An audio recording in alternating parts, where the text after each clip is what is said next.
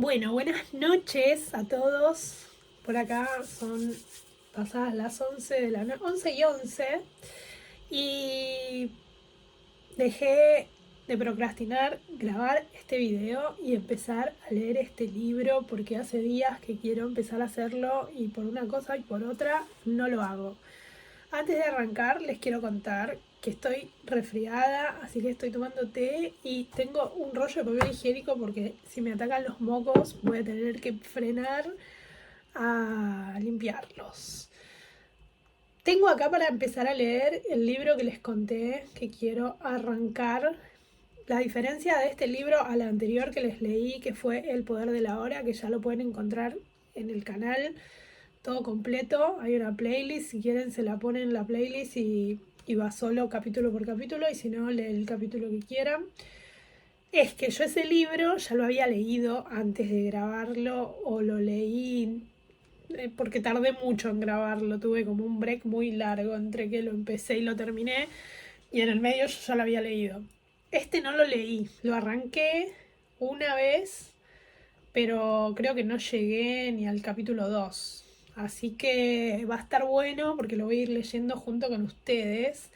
Que de hecho es un poco lo que me motiva a grabar esto, ¿no? Comprometerme con ustedes, ir subiéndolo y no dejarlo por la mitad, porque soy una persona que estoy laburando justamente en modificar ese hábito que tengo de arrancar cosas y no terminarlas. Así que voy a comprometerme en este primer video a arrancar la lectura de este libro y a terminarlo para que ustedes también lo tengan completo.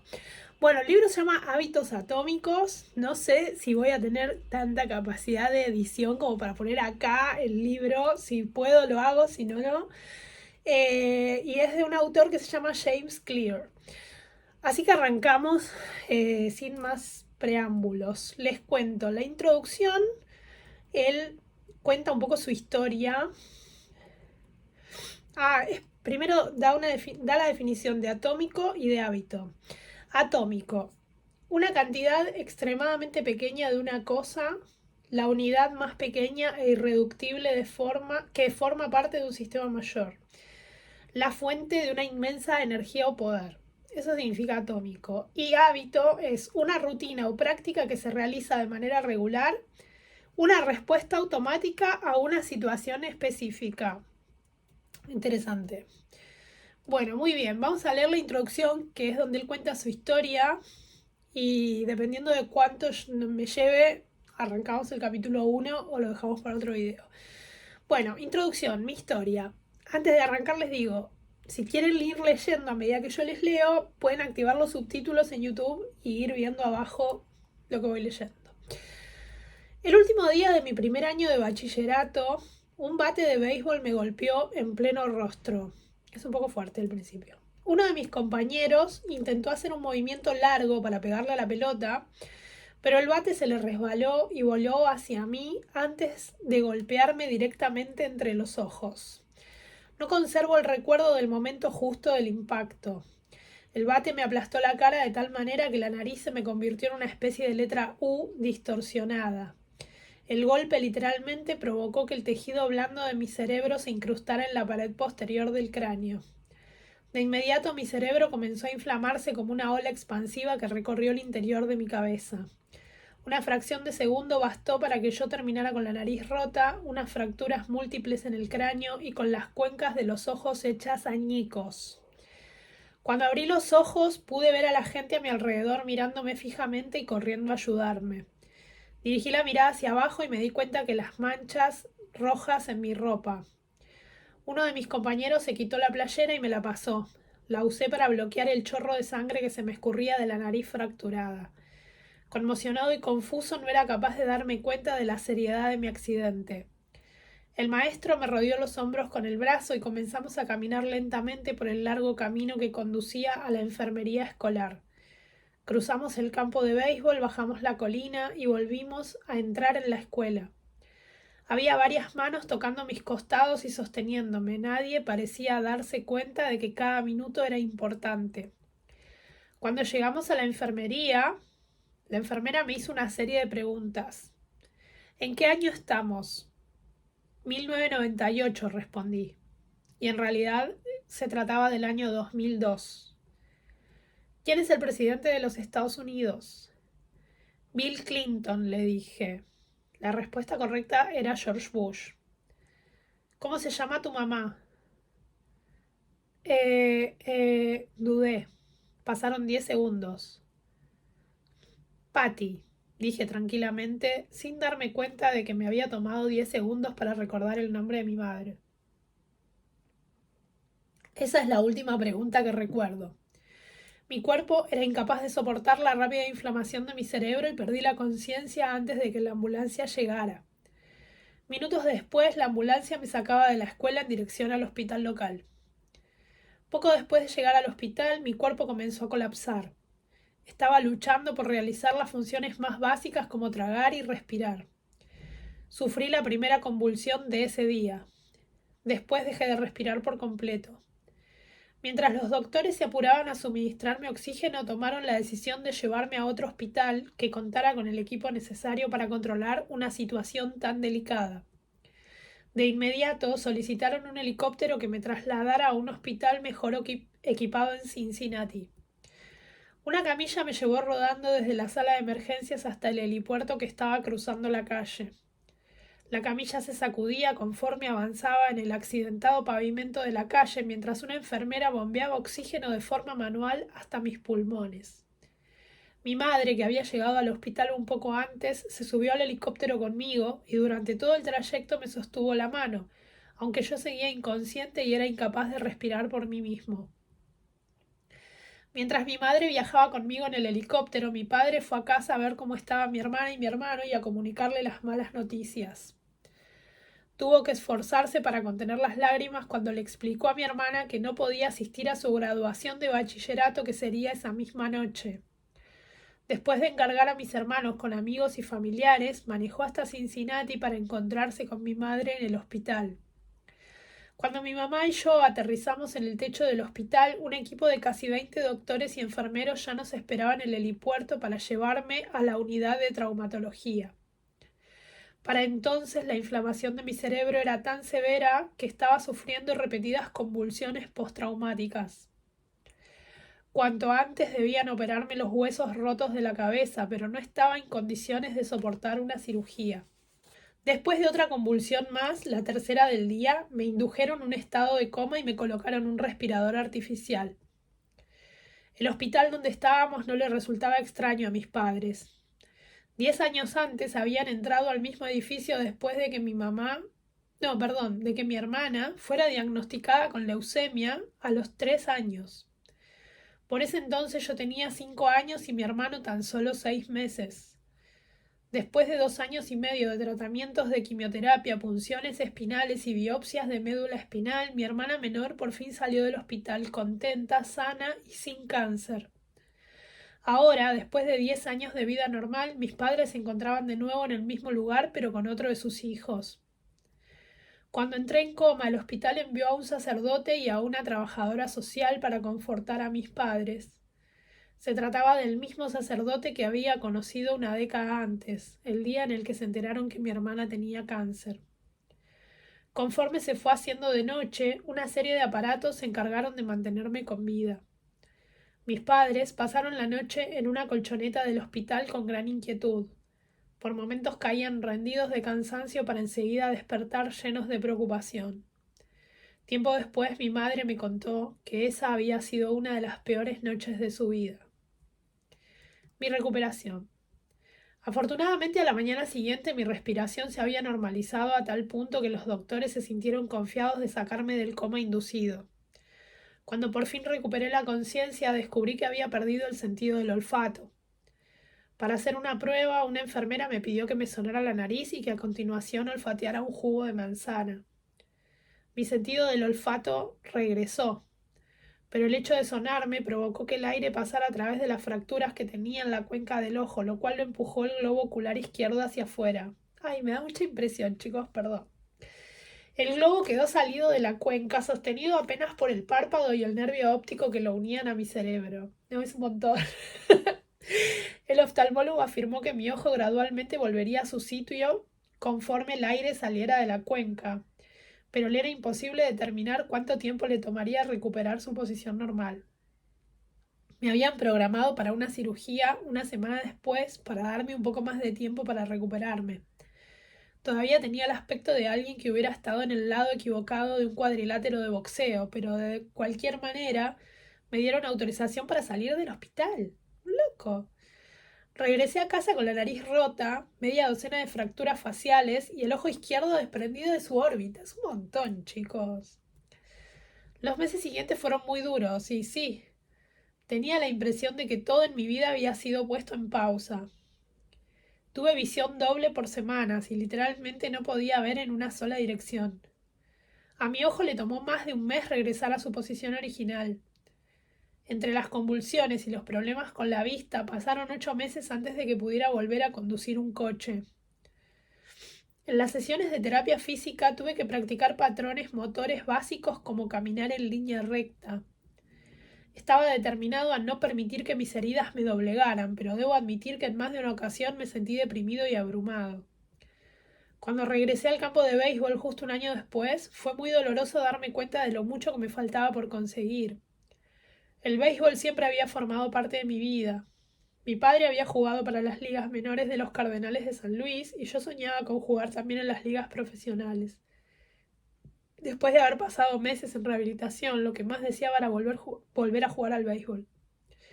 Pero mi regreso al campo no se dio de buena manera. Cuando comenzó la temporada, fui el único jugador de segundo grado que no pasó a formar parte del equipo principal de la escuela. Por el contrario, fui relegado a formar parte del equipo de primer grado. Yo había jugado béisbol desde que tenía 4 años y para alguien que había dedicado tanto tiempo y esfuerzo a un deporte, haber sido rechazado del equipo principal había sido muy humillante. Recuerdo con nitidez el día en que me comunicaron la noticia. Me senté en mi auto y lloré, mientras desesperadamente recorría con la mano el cuadrante de la radio para encontrar una melodía que me hiciera sentir mejor. Después de un año de inseguridades, cuando ya había llegado al tercer grado de bachillerato, logré ser admitido en el equipo principal de la escuela. Sin embargo, casi nunca pude entrar al campo de juego. Jugué 11 entradas en la temporada, lo cual apenas equivale a un juego completo. A pesar de mi deslucida participación en la temporada escolar, seguí creyendo que podía lograr convertirme en un gran jugador. Y tuve la certeza de que si las cosas iban a mejorar, yo sería el único responsable de lograrlo. El momento decisivo llegó 2 años después de mi accidente, cuando entré a la Universidad Denison. Se trataba de un nuevo comienzo y la universidad era un lugar donde descubriría el poder de los pequeños hábitos. ¿Cómo aprendí en qué consisten los hábitos? Inscribirme a Denison fue una de las mejores decisiones de mi vida. Me gané un lugar en el equipo de béisbol y aunque estaba en el último lugar de la lista porque era un novato, realmente estaba emocionado de haberlo conseguido. A pesar del caos que habían sido mis años de bachillerato, había logrado convertirme en atleta universitario. Aunque ya había sido admitido en el equipo, los entrenamientos no iban a comenzar pronto, así que decidí dedicar el tiempo a ordenar mi vida. Mientras mis compañeros se desvelaban jugando videojuegos, yo desarrollé buenos hábitos de sueño y todas las noches me iba a dormir temprano. En el desordenado mundo del dormitorio universitario yo me propuse mantener mi habitación limpia y ordenada. Eso es lo que tengo que hacer yo también. Estas mejoras no eran muy significativas, pero me hacían sentir que tenía el control sobre mi vida. Comencé a sentirme seguro nuevamente y a creer en mí. Esta sensación de seguridad que iba en aumento se reflejó en mi desempeño escolar. Conforme mejoré mis hábitos de estudio, logré un promedio de 10 durante todo el primer año. Un hábito es una rutina o conducta que se practica con regularidad y en muchos casos de manera automática. A medida que pasaban los semestres, acumulé pequeños hábitos que repetía de manera consistente y que eventualmente me llevaron a conseguir resultados que ni siquiera hubiera podido imaginar cuando entré a la universidad. Por ejemplo, por primera vez en mi vida, adquirí el hábito de levantar pesas varias veces a la semana. Durante los siguientes años, con mi estatura de 1,95, logré pasar de 78 kilos a 90 de musculatura sin grasa. Un montón. Cuando comencé el segundo año en Denison y se inauguró la temporada de béisbol, fui el principal pitcher del equipo de lanzadores. Durante mi tercer año, el equipo votó por mí para que fuera su capitán. Y al final de la temporada fui seleccionado para ser parte del equipo de toda la conferencia universitaria. Sin embargo, no fue sino hasta mi último año cuando mis hábitos de sueño, estudio y levantamiento de pesas realmente rindieron su fruto. 6 años después de haber sido golpeado en el rostro por un bate, llevado en helicóptero a un hospital e inducido a un estado de coma, fui seleccionado como el mejor atleta masculino de la Universidad de Denison.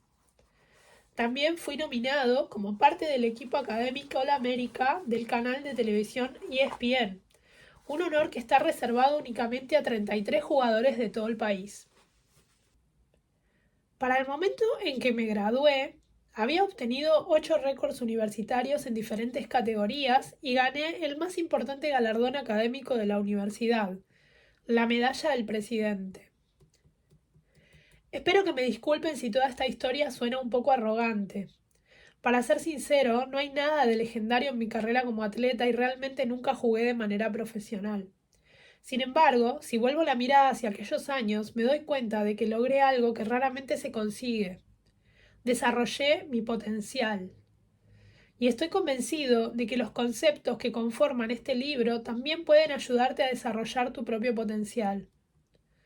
Todos enfrentamos retos a lo largo de nuestra vida. Este accidente fue uno de mis retos y la experiencia me enseñó una lección fundamental. Los hábitos, que en un principio pueden parecer pequeños y poco significativos, se transformarán en resultados extraordinarios si tienes la voluntad de mantenerlos durante varios años. Todos tenemos que lidiar con contratiempos y retrocesos, pero a la larga, la calidad de nuestra vida depende de la calidad de nuestros hábitos. Si mantienes los mismos hábitos que tienes ahora, tendrás resultados equivalentes. Si mejoras tus hábitos, cualquier cosa es posible. Probablemente existan personas capaces de alcanzar grandes logros de la noche a la mañana. Yo no conozco ninguna, y yo ciertamente no soy una de ellas.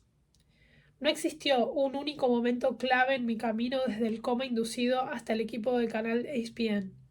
Hubo muchos momentos claves, una suma de ellos. Se trató de una evolución gradual, una larga serie de pequeños triunfos y modestos avances. La única manera de progresar, la única opción que tuve, consistió en comenzar a dar pequeños pasos. Esta es la misma estrategia que utilicé cuando comencé mi propio negocio y cuando inicié la escritura de este libro. ¿Cómo y por qué escribí este libro? En noviembre de 2012 comencé a publicar artículos en jamesclear.com. Por años había conservado mis notas acerca de mis experimentos personales con los hábitos y sentía que estaba listo para compartir algunos en público. Empecé por publicar un artículo nuevo cada lunes y jueves. En pocos meses, este simple hábito de escritura me llevó a reunir mi primer millar de suscriptores por correo electrónico. Para 2013, ese número había crecido a 30.000 personas. En 2014 mi lista de correo electrónico creció exponencialmente hasta alcanzar los 100.000 suscriptores, lo cual hizo que mi sitio web se volviera uno de los boletines informativos de más rápido crecimiento en Internet. Me sentí como un impostor cuando comencé a escribir 2 años antes, pero al parecer ahora me había convertido en un especialista en hábitos, una etiqueta que me emocionaba y al mismo tiempo me hacía sentir incómodo. Nunca me consideré especialista en un tema. Por el contrario, me parecía que era alguien que estaba apenas experimentando y aprendiendo junto con mis lectores. En 2015 alcancé los 200.000 suscriptores y firmé un contrato con Penguin Random House para empezar a escribir la versión en inglés del libro que estás leyendo ahora. Conforme el número de mis lectores creció, también lo hicieron mis oportunidades de negocios. Cada vez recibía más invitaciones a dar conferencias en importantes compañías acerca de la ciencia para desarrollar buenos hábitos, cambiar conductas y mantener una mejora continua. De pronto me encontré dando discursos de apertura en importantes conferencias, tanto en Estados Unidos como en Europa. En 2016 mis artículos comenzaron a aparecer regularmente en publicaciones de gran prestigio, como Time, Entrepreneur y Forbes. Increíblemente, mis textos fueron leídos por más de 8 millones de personas durante ese año. Entrenadores de equipos pertenecientes a la NFL, NBA y MLB empezaron a leer mi trabajo y a compartirlo con sus jugadores. A principios de 2017 lancé la Habits Academy, la principal plataforma de entrenamiento para organizaciones e individuos interesados en desarrollar mejores hábitos para su vida y el trabajo. Compañías pertenecientes al grupo Fortune 500 y otras empresas emergentes empezaron a inscribir a sus ejecutivos y a sus equipos de capacitación. En total, más de 10.000 líderes, gerentes, entrenadores y maestros se han graduado en la Habits Academy. Trabajar con todas esas personas me ha enseñado mucho acerca de lo que hace que los hábitos se puedan aplicar en el mundo real. Mientras daba los últimos toques a este libro durante 2018, JamesClear.com estaba recibiendo millones de visitantes al mes y casi 500.000 personas estaban suscribiendo al correo electrónico de mi boletín informativo cada semana. Tal cantidad de suscriptores está tan lejos de las expectativas que tenía cuando inicié el sitio que ni siquiera estoy seguro de lo que debo pensar acerca de él. ¿Cómo te puede beneficiar este libro? El empresario e inversionista Naval Ravikant dijo una vez: para escribir un gran libro, primero tienes que convertirte en ese libro. Yo tuve que vivir las ideas que se mencionan en esta obra para aprenderlas. Tuve que confiar en pequeños hábitos para lograr mi recuperación después de mi accidente, para volverme más fuerte en el gimnasio, para lograr un desempeño de alto nivel en el campo de juego, para convertirme en escritor, para construir un negocio exitoso y sobre todo para convertirme en un adulto responsable. Los pequeños hábitos que cultivé me ayudaron a desarrollar todo mi potencial. Y dado que elegiste este libro, asumo que tú también quieres desarrollar todo tu potencial. En las siguientes páginas voy a compartir contigo un plan paso a paso para desarrollar mejores hábitos, no por unos cuantos días, sino para siempre. A pesar de que todo lo que aparece aquí tiene un sustento científico, no se trata de un trabajo académico de investigación. Este libro es en realidad un manual de instrucciones. Conforme explico la ciencia de cómo desarrollar y cambiar tus hábitos de una manera fácil de entender y de aplicar, vas a encontrar principalmente sabiduría y consejos prácticos. Las disciplinas a las cuales recurro, biología, neurociencia, filosofía, psicología y otras, han existido durante siglos.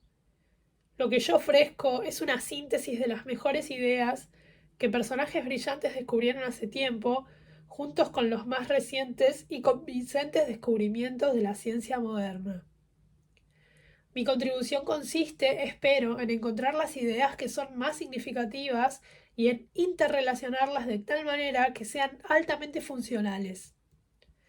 Todos los aciertos de esta obra deben atribuirse al genio de los muchos expertos que me precedieron. Los errores son mi responsabilidad. La columna vertebral de este libro es mi método de 4 pasos para desarrollar hábitos: señal, anhelo, respuesta y recompensa, así como las 4 leyes para cambiar la conducta que se desprenden de ellos. Los lectores que cuenten con conocimientos de psicología tal vez encuentren similitudes entre estos términos y los que maneja la teoría del condicionamiento operante, con la cual B. F. Skinner proponía en 1930 el ciclo estímulo, respuesta y recompensa, y que recientemente se ha popularizado como señal, rutina y recompensa en el libro El poder de los hábitos de Charles Duhigg. Los científicos conductistas como Skinner se dieron cuenta de que si se ofrece la recompensa o el castigo adecuado a una persona, se puede lograr que dicha persona actúe de una manera determinada. El modelo de Skinner hizo una excelente labor explicando cómo los estímulos externos influyen en nuestros hábitos.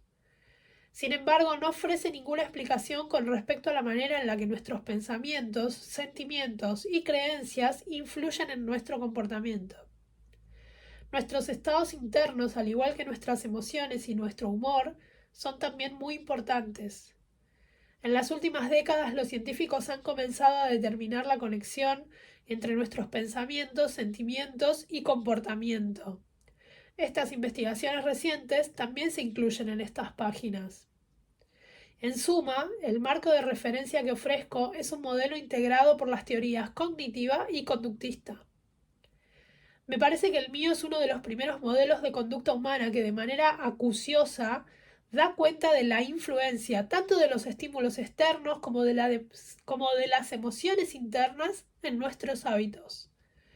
Quizás algunos de los términos que utilizo te resulten familiares, pero confío en que los detalles y las aplicaciones prácticas de mis 4 leyes del cambio de conducta te ofrecerán una nueva manera de concebir tus hábitos. La conducta humana siempre está modificándose, de una situación a otra, de un momento a otro, de un segundo a otro. Pero este libro se trata justamente de aquello que no cambia. Es acerca de los fundamentos de la conducta humana, los principios perdurables de los que dependemos año tras año, las ideas fundamentales sobre las que cimentamos nuestros negocios, nuestra familia y nuestra vida. No existe una manera correcta de crear mejores hábitos, pero este libro describe la mejor manera que yo conozco. Se trata de un enfoque que resultará efectivo, sin importar por dónde te decidas a empezar o qué es lo que pretendas cambiar.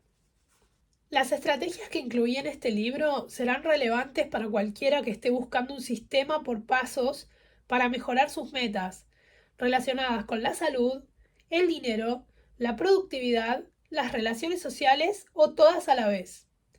Mientras el comportamiento humano esté involucrado, este libro puede servirte de guía. Bueno, esa fue la introducción y como fue bastante larga, voy a cortar acá y voy a seguir en otro video para arrancar por los principios fundamentales.